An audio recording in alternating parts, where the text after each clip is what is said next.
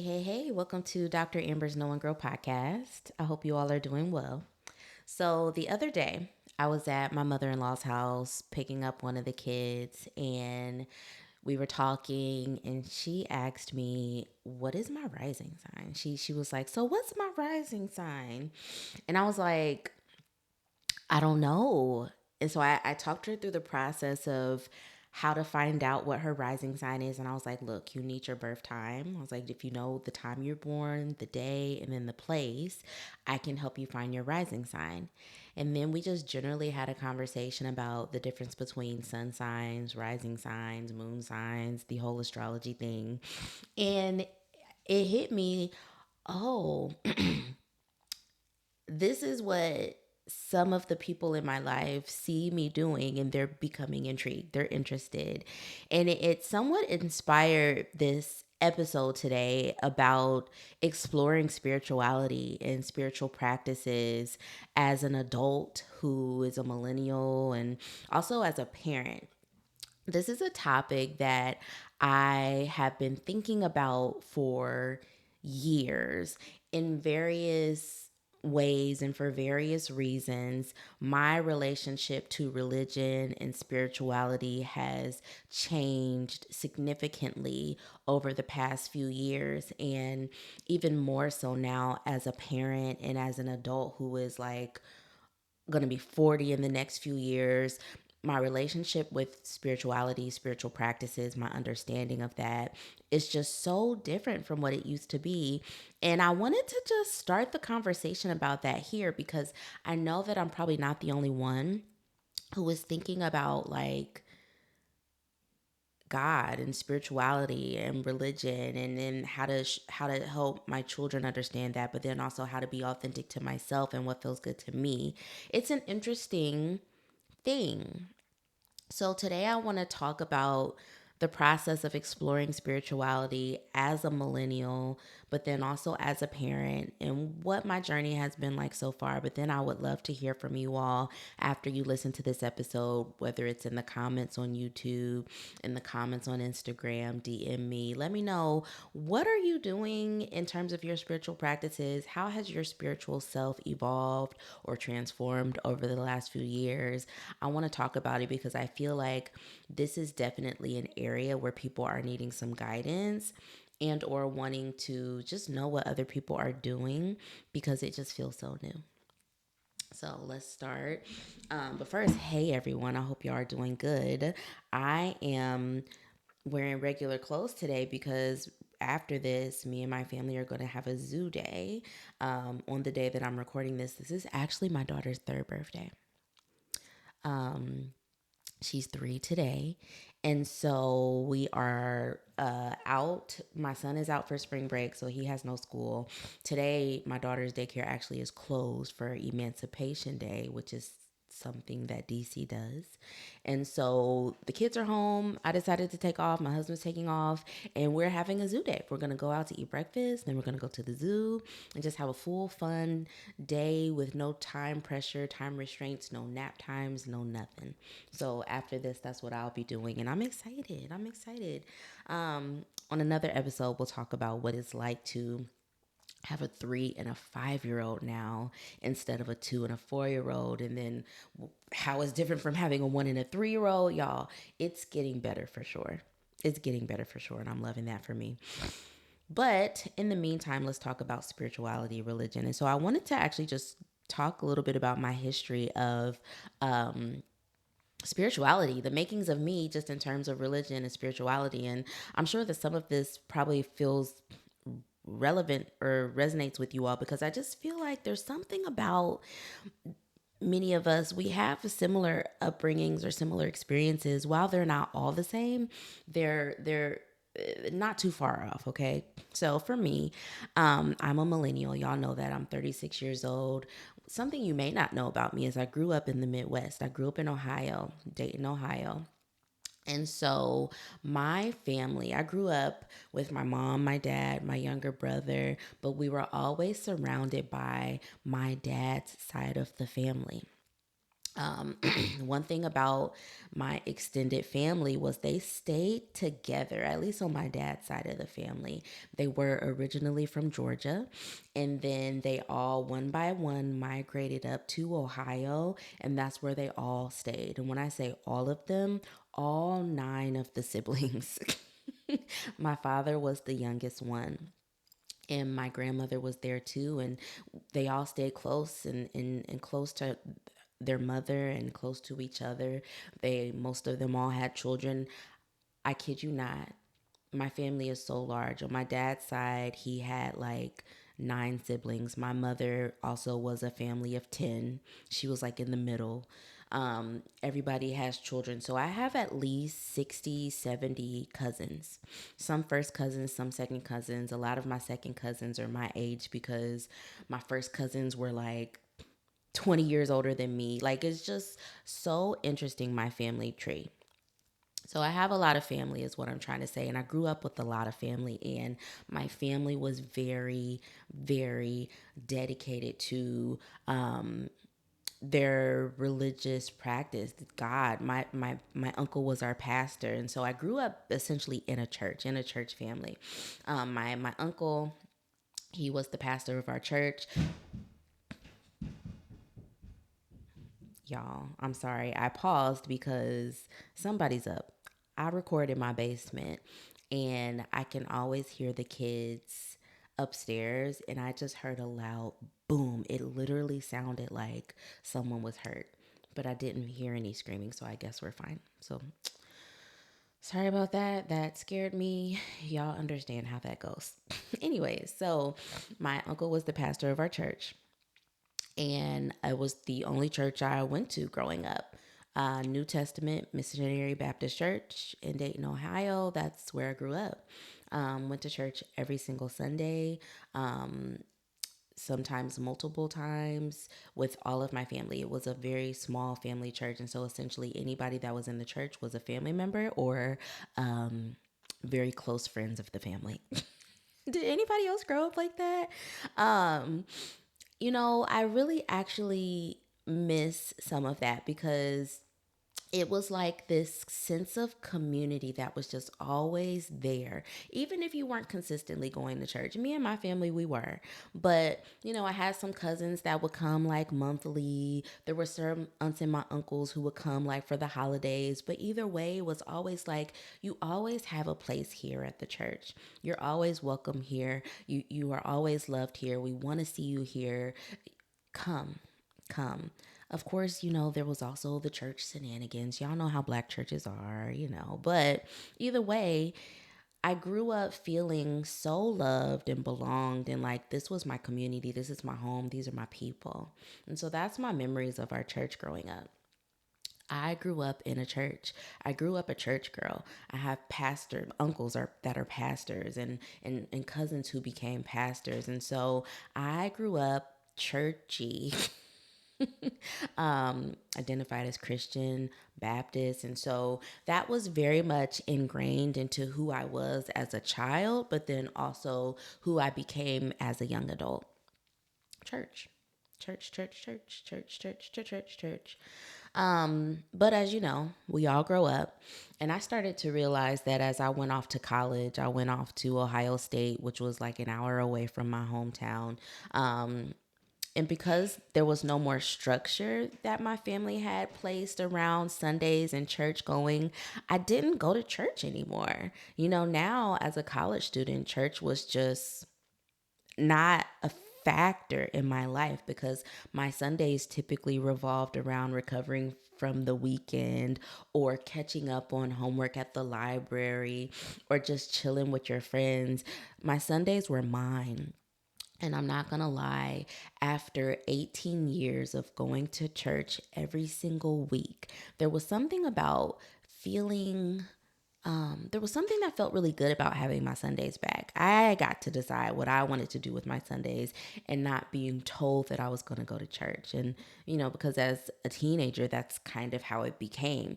We're going to church. This is what we do. Did I want to go? Not necessarily. It wasn't the worst thing in the world, but There were other things that I probably wanted to do. But as a college student, I got to decide, and church was just no longer something that I was interested in. But God still was very much a part of my life, and prayer was still something that I did. I actually did also have a churchy roommate, and and she and her family invited us to church every now and then. So there were a few days where I would go to church with her and her family, but not often, and she wouldn't go often either. Um, After college, I went to graduate school, and still, church just was not a thing for me. It's funny, I actually moved back to my hometown for graduate school, but still really didn't get back into the practice of going to church. And at that point, I think I was so focused on my career and my education and the process of becoming a psychologist as I was a graduate student. Spirituality just wasn't even a focus for me anymore. I still had the foundation laid, thankfully, for my family for, the years I spent in church, but my priority was getting my degree, doing a good job so I could become a psychologist. It was no longer spirituality or religion at all. In 2013, I moved to Oakland, California. This is one of the best years of my life, just in terms of how much it pushed me outside of my comfort zone. And maybe I'll talk about this year in another episode. But 2013, I moved to Oakland, California for a pre-doctoral internship. So anybody who becomes a psychologist, your fifth year in your program, you are going on internship. You don't have to go far away for it, but for some reason I was really craving this exploration in my life. My whole life I had spent in Ohio, and I was so ready to do something completely different. So I literally decided I want to move on the whole opposite end of the country. My family thought I was nuts because neither of them had done anything so adventurous or so different. And it was just like, I need to go. There was something about California that was calling me. And thank God the universe aligned, because that's where I ended up. I spent a year in Oakland by myself doing my internship. I had a great intern cohort, great supervisors in my internship, but for the most part, it was just me out there. And there was something about that year that really started to reignite my desire for spiritual practices, my desire for connection to a higher power or something bigger than me. I think there was something about moving out of my comfort zone in such a drastic way, but then also this process of me like becoming this new person through my graduate training as a psychologist, because that's something I will say about becoming a psychologist. It it prepares you to be a professional, but it also really changes your mindset, your perspectives, the way that you look at the world. Actually, I'm just having this insight now. Not only was it me moving to Oakland, but it also was me becoming a psychologist that really started to change the way I thought about religion, change the way I thought about spirituality. And then once I left and went to Oakland, it was like, okay, now I'm craving something. I'm needing something. I'm wanting a connection, and I'm not sure what it is. I knew that I didn't want necessarily the same means of connection to God or to a higher power that I had before. I didn't want to necessarily engage in the same Christian religious practices. I didn't want to go to the same type of church. There was something that I needed that felt different. All the while, this I didn't mention, as a teenager and becoming a young adult, there were also some things about my Christian upbringing that just didn't align with me anymore. There were practices that I just did not enjoy. There were beliefs that I did not share. And I just didn't feel as if this religion or this way of doing it really reflected what I really needed in terms of spirituality. As a teenager, I didn't know what I needed. I just knew I didn't like this. But then growing and becoming an adult, leaving, moving to Oakland, it was like, okay, I know what I've had. I know that I started to become discontent with it. Now is my time to explore. 2023 in Oakland, California was the first time that I really started to open my mind and my heart to different ways of being spiritual. It was the time that allowed me the space to do it because I didn't have the influence of my family around me. Not to say my family was a bad influence, but my family was a heavy influence on the way that they did spirituality or they did religion. And I needed the freedom to really just think about what I wanted to do. I needed the freedom to just try different things without fear of what is God gonna think or what is my parents gonna think, what is my uncle gonna say. I needed the freedom to explore without any influence or opinion or judgment from anybody. And I got that year. And that really propelled me to really just be so much more open to other ways of being spiritual, but then also doing it without fear of what other people will think of me. I think often many people get stuck in their spiritual journey or their religious practices because of fear of judgment or the opinions of other people that they're close to, but who may not understand this walk or this journey they want to go on. You know, the first way that I started to really explore spirituality in a new way when I was living in Oakland was attending a Buddhist now I'm losing the words for like what it was actually called. It was a Buddhist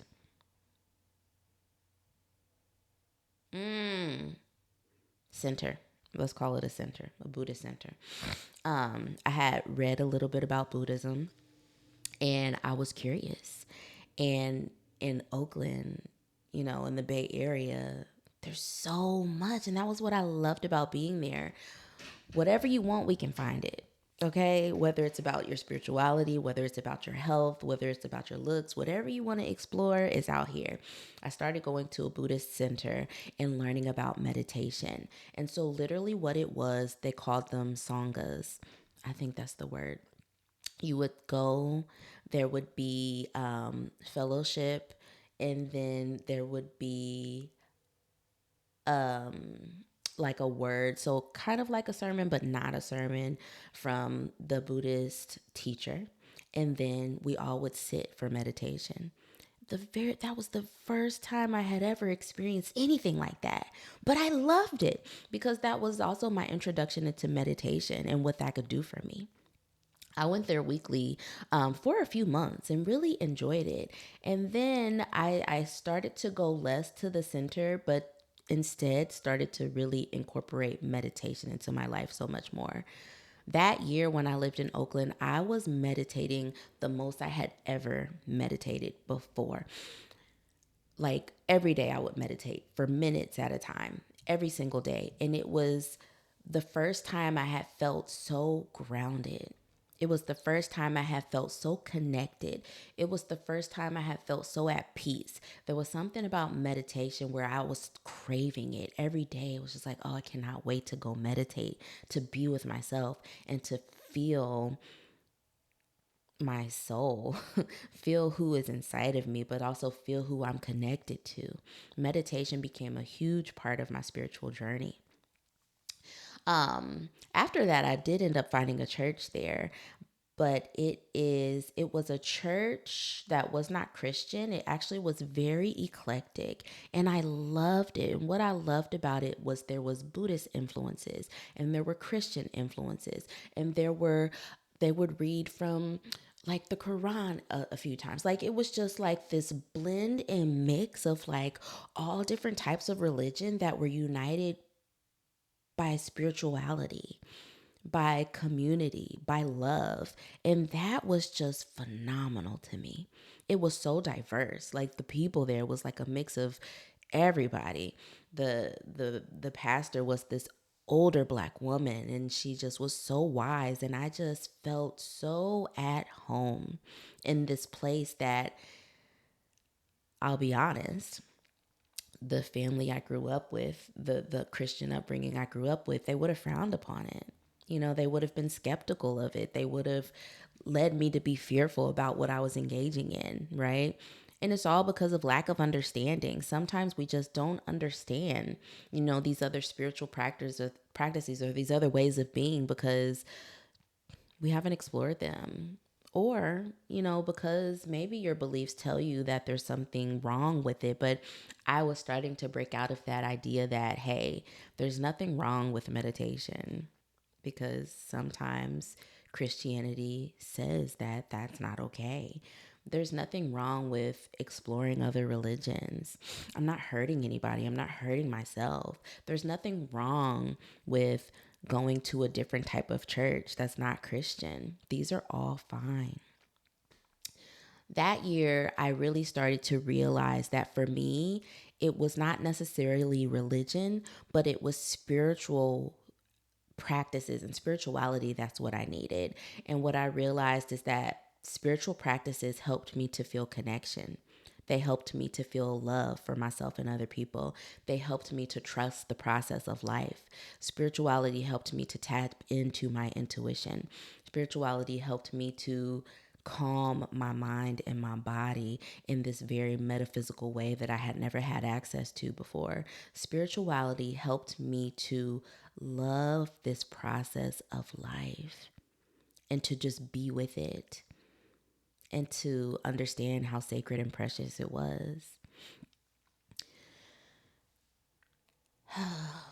I love it. Like, I love that time of my life, that year of my life when I really started to explore because it really helped me to know this is what I want. This is what I need from spirituality. It's really a deeper connection, a deeper understanding. During that year, I also started to read books to just help me improve myself, help me to know myself, help me to grow. That also became a big part of my spirituality. The one book that changed my life this year, All About Love, New Visions by Bell Hooks, that became just such a foundational part of like me in my self-love journey or me in my love journey period of like life and things and people and acceptance of people and their mistakes and their, imperfections. It was just such a good book for me. I read so many other books that year, spiritual books, a lot of Buddhist books that just really helped open me up and expand me to all these other ways that I could know, period. That year was also the year that I had my first ever tarot reading. I was at a flea market. Oh God, I miss those. I miss Oakland. I miss that time. I miss everything about that year. But there was a flea market that I would go to like once a month, and there was a tarot reader there, and it was my very first time. I was so nervous, but I was just like, okay, this is my first time, but I really want to do this. And baby, that shit was wild. It completely like I don't know what that was that she did, but everything she said happened. And it was just like, wow, there's something here. There's something powerful here. And I just don't think that this knowing or this process is in vain. Like, I just don't think that this is something that my God, my creator, would not want me to have access to. So let's get back to the present now, right? Now I'm this person who I appreciate the value of meditation. I no longer identify as Christian. I'm very much, sometimes I say Christian adjacent. And what that means is my life and my beliefs sometimes are very much influenced by my Christian upbringing. But it's not something that I would say that I identify as anymore. Um, I am someone who loves tarot. Y'all know I do this here on the podcast occasionally, and I very much am an astrology fanatic. I'm in the process of learning it. I want to go deeper in that practice because I now also see that as a tool to guide me in my spiritual journey, right? So very much different from who I was 20 years ago and who I thought I would be when I thought about me as my spirituality or religion or my relationship with God. Also, with my relationship with God, God is still very much a center in my life, the center of this life. However, sometimes you'll hear me say God, the universe, the creator, higher power. I like to use all of those words interchangeably. And I know that many people have, again, varying beliefs about that, varying levels of comfort with that. Some people are completely against saying the universe. But for me, it's all the same. You know, when I'm talking about the universe, I'm talking about this energy, this force that's guiding this process of life. And I also know God to be that. And so that's who I am now. And so now I'm this person who are doing these things and walking through my life, trying to stay grounded in these things. And then I become a parent. I'm a parent now. I got kids. And so then there's this thing where it's like, oh shit, how do I help them understand their spirituality? And so this is where it kind of got tricky for me, because I realized that while I probably will never go back to the Christian upbringing that I grew up with, I can't deny that was what taught me my relationship with God. Like that consistently going to church every week, being with my family in that very religious setting. Like that is what molded and brought together my understanding of God, of prayer, of, the fact that God created us. Like that was it. So I've been thinking a lot about, okay, as a parent who has kind of separated themselves from the Christian church and the Christian traditional way of being, who is now exploring all these other spiritual practices, how do I help my children understand this? How do I help my children to learn and understand their spiritual selves, cultivate a relationship with God? But also, how do I help them to understand that they get to have the freedom to decide how they want to do religion, how they want to do spirituality? That is where I am now, that process. And to be honest, it's still something that's evolving, right? I've only been a parent for 5 years, and this new realization has really started to come for me in the last maybe 1 to 2 years of, I feel like I need to play a more active role in helping my children to understand God, religion, spirituality. And now is the time for me to decide how I want to do it. I don't think that I have to do it how my parents did it. I don't think I have to do it the way that was done for me, even though I see the value in what was happening and done for me. I think I can do it differently, but I also realize there still needs to be more guidance, more structure, more modeling for them of, this is what we do, this is how we do. So then they soon can feel comfortable to branch off when they become teenagers or adults to explore however they want, right? So I took some notes on what am I doing now? And this is the part where I would love to hear from you all. How are you as a parent, whether you're a new parent, millennial, whether you're Gen Z, Gen X, whatever, how, what was your process in teaching your children about God, religion, spirituality? But then also, there's something about giving them this freedom to explore, but also for them to know they don't have to agree with how I do it. They don't have to stay stuck in the ways that we do it, right? So these are some things that I'm trying, okay? So, one, me and my husband decided that we will give church a try. He was more into it, he was more for it. I will be honest, was very much against it at first. But then I just, again, started to really think about, what did I receive from going to church weekly as a child? And there was so much benefit.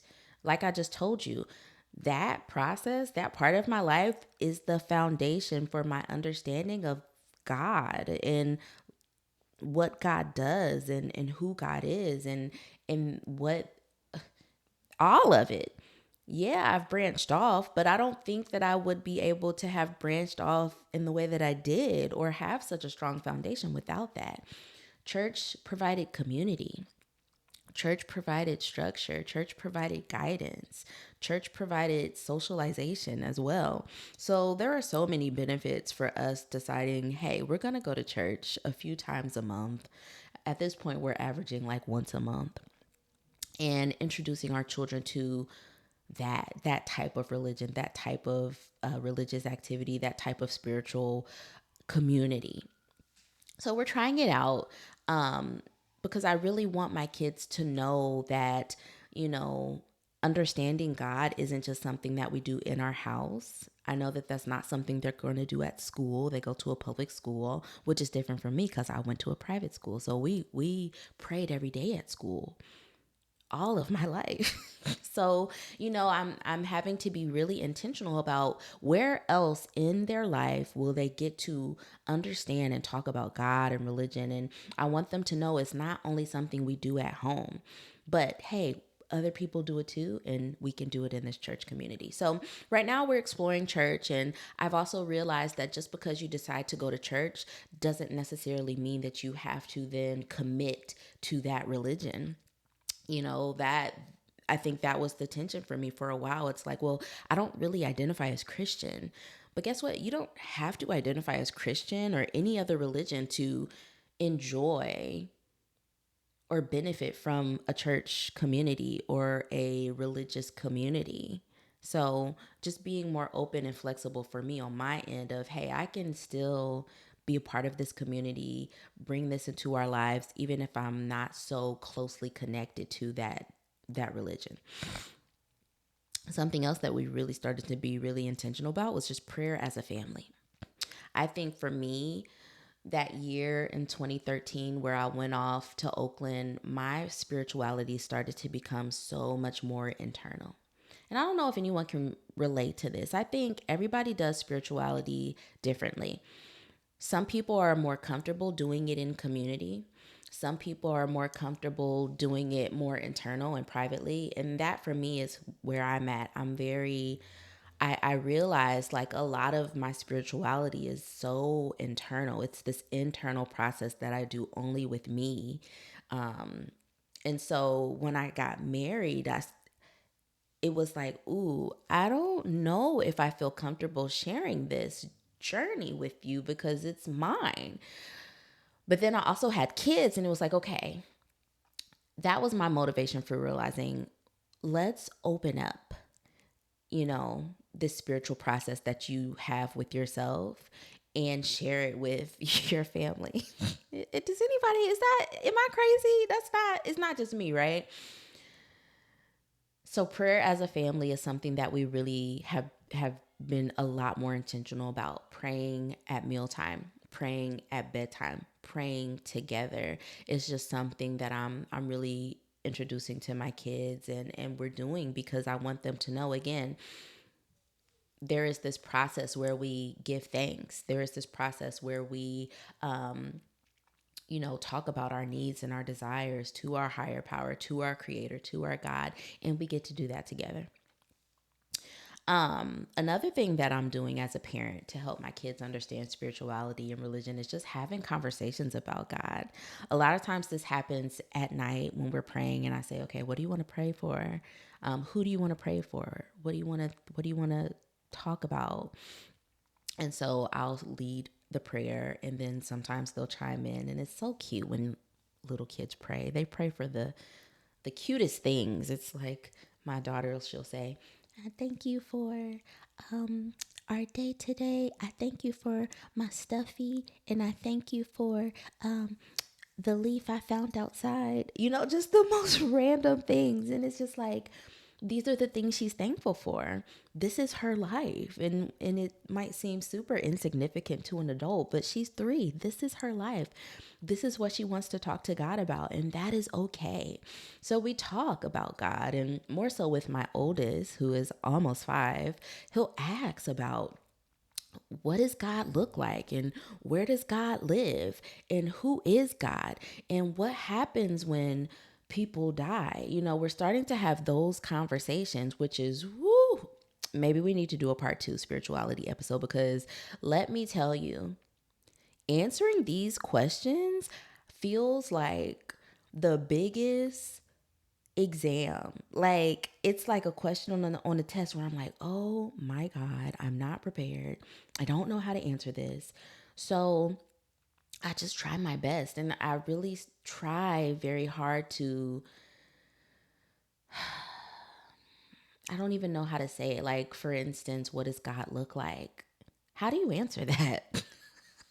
How do you answer that, right?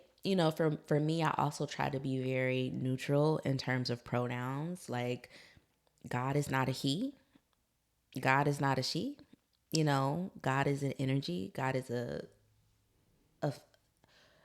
it's hard to explain to a child. And so we have gone to the library to get books about God. We just generally talk about God, but I find myself kind of really trying to be this guide that can help provide this image or idea of God that also is so open, right? I don't want to limit my child by letting him or her think that God is only a he, or that God only lives up there, or that God only likes when we do this. We're open about God, and God, our ideas and beliefs about God can be flexible at this point. And I also like to ask him, like, okay, what do you think about God? What do you think? What do you think? And we just have conversations about God, and it feels really good. Also, something that I am really trying to be intentional about is exposing them to other forms of spirituality without fear, right? Like I have my tarot deck. They have seen me pull these out. They've seen me pull them out and they're like, "What is this?" And I just explain, "It's tarot." You pick a card and then you read the card, you look at the card, and it tells you a little bit about your life or yourself, right? There's no fear here. There's no fear with this in my book or, in my home. I don't want my kids to grow up fearing these things because they don't have to be fearful. They don't have to be afraid of that. I talk to my kids a lot about their birth charts and astrology, and they have a small understanding. Every now and then, my kids will be like, "Can I look at my birth chart?" And I'm like, "Here, come on, it's right here." We talk about astrology, and we talk about ancestors. We talk about, my dad who has passed on, Pawpaw is what they call him. And I talk to them about how you can talk to Pawpaw. You can think about him. You can look at pictures of him, and that's how you communicate with him. And he's still here guiding us, right? These things are nothing to be afraid of at all. Nothing to be afraid of. And so I am committed to exposing my children to different forms of spirituality and helping them realize that they don't have to be afraid of any of it. Nothing is bad. And rather, it's just that you get to decide at any point in your life which form of spirituality is for you. What form of spirituality feels right for you. You get to decide, but none of them are bad. None of them are evil. None of them are wrong. So that's what I've been doing as a parent in terms of spirituality. And, that process for me is ever changing, ever evolving. And I really do also look forward to when my children grow up a little bit more and they really start to deepen their understanding of God and the universe and life and love and connection and the conversations that can come from that. I really appreciated this conversation today. It just makes me think how even more committed I want to be to this practice, and how I want to model spirituality for them, and not be afraid. So what I want to do, I actually do want to pick a card. I was undecided about whether I wanted to do this, but I do actually. I want to pick do a spread. I can't decide if I want to just pick one card, but for those of you who are listening to this episode today, and you are also thinking about this process and you're just thinking like, it's maybe similar to me where it's like, yeah, I do want to think about how to help my kids understand God and religion and spirituality, but I'm not really sure how to do it. Or maybe you have a process where you are, deepening your spiritual practice and you're showing them, whatever it is. I want to just pull a card or some cards to kind of help guide us through this process of spirituality, understanding, and then how we help our kids cultivate their own spirituality and their own spiritual practices. Because I do think that many of us just heard my kids again running upstairs. I think many of us are choosing to do religion and spirituality different. It doesn't mean that you have completely divorced yourself from the church or Christianity. It doesn't mean that you're completely against it, but there's probably something that you're doing in terms of your spiritual practice or your understanding of religion or God, something that you're doing that is different. And it may even be something that your family or, the people you grew up with don't understand or don't believe in. And that's okay. It's okay. It's okay, y'all. I'm sorry. I keep hearing noises upstairs and I just heard a and I thought it was a cry, but it actually sounds like they're just playing. I can't. I cannot. All right, I'm shuffling my deck. I want to pull something for us and I'll just see what it says for us. Those of us who are going through this process and just want a little bit more guidance. Maybe I'll do a 3-card spread. My favorite one, guidance from the universe. This spread basically is just like, you know, I'll talk you through it. All right, so I think the deck feels good. I'm going to split it real quick.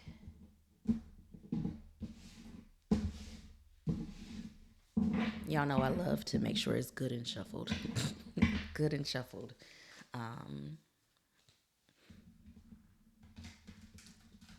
Okay. So I'm going to do guidance from the universe. This is a 3-card spread. And basically,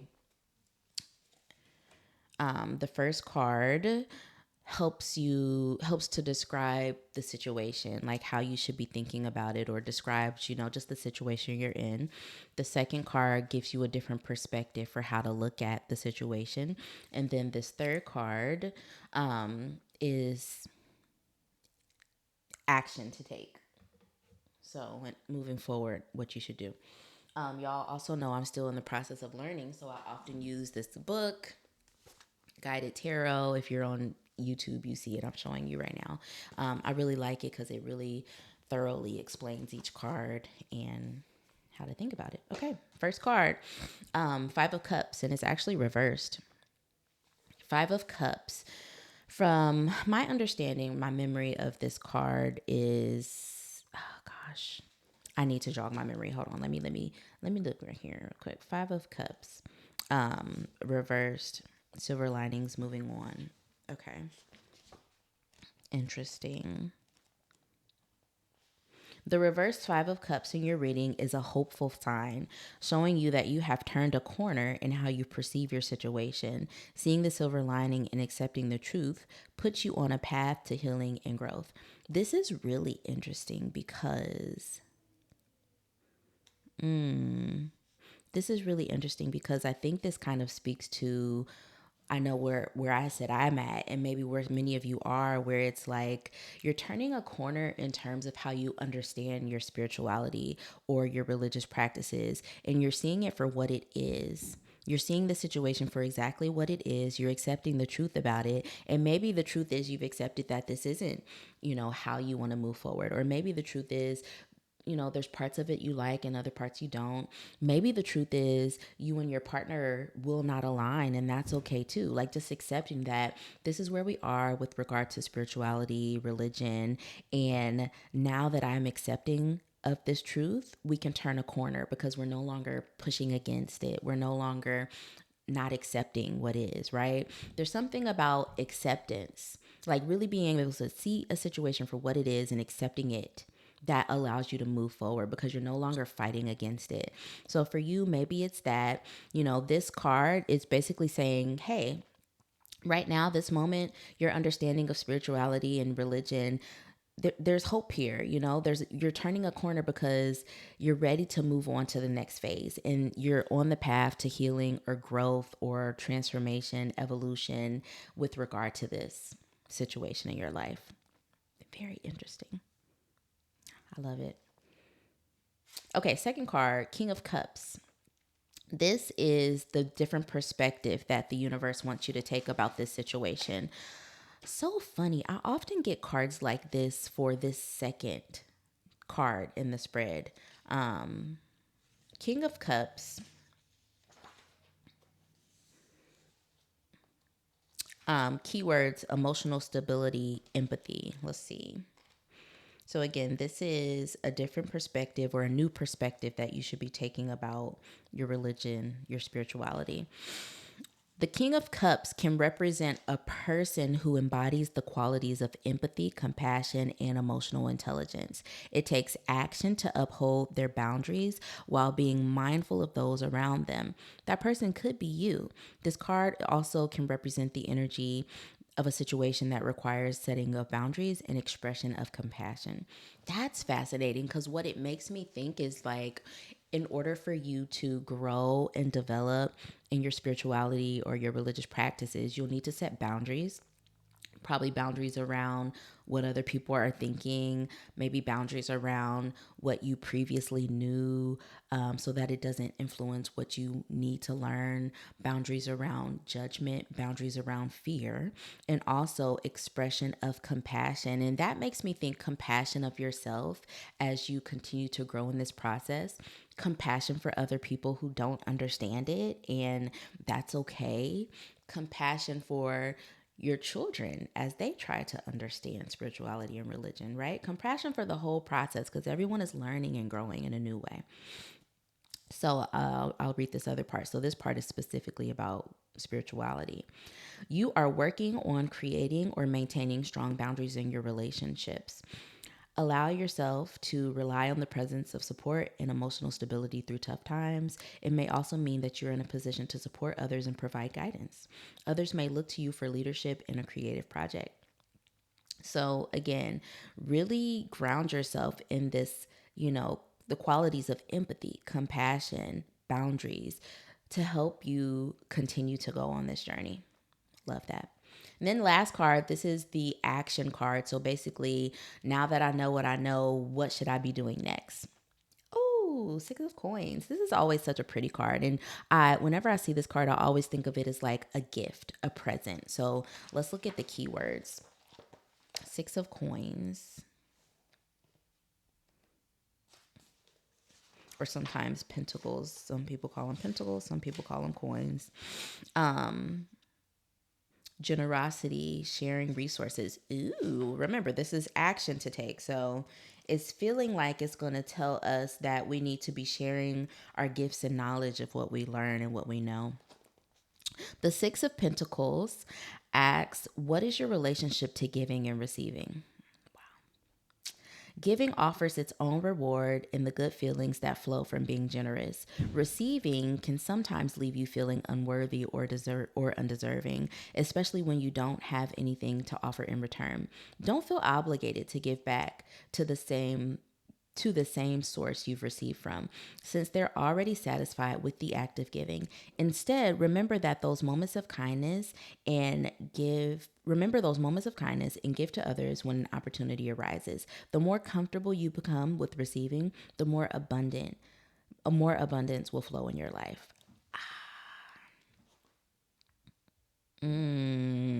So there's something about this card that for me, it's like your next steps in your journey of spirituality, religion, exploring this process for you is really going to be giving, yes. So giving of your time, giving of your love, giving of your connection, but it's also going to be receiving and accepting, right? So I think sometimes we miss this part when it comes to our spiritual practices. It's like love is at the center, but not just love for other people, love for ourselves. And I think many of us just don't do a good enough job of really loving ourselves. And loving yourself also means allowing other people to love you and allowing other people to support you, allowing other people to care for you. And I think this is what this card is saying. Like, yes, be generous, be giving, be supportive, but also allow that to still flow in your life from other people as well. Open yourself up to love, open yourself up to connection, allow yourself to feel the gifts of people and connection and abundance. That's what this card is telling you. Open up and allow these things to flow to you, because you are deserving and you're worthy of it. You don't have to be so transactional in your giving or your receiving. Give freely and also receive freely as well. Okay. I hope that helped y'all. I love it. I love tarot, y'all. Oh my God.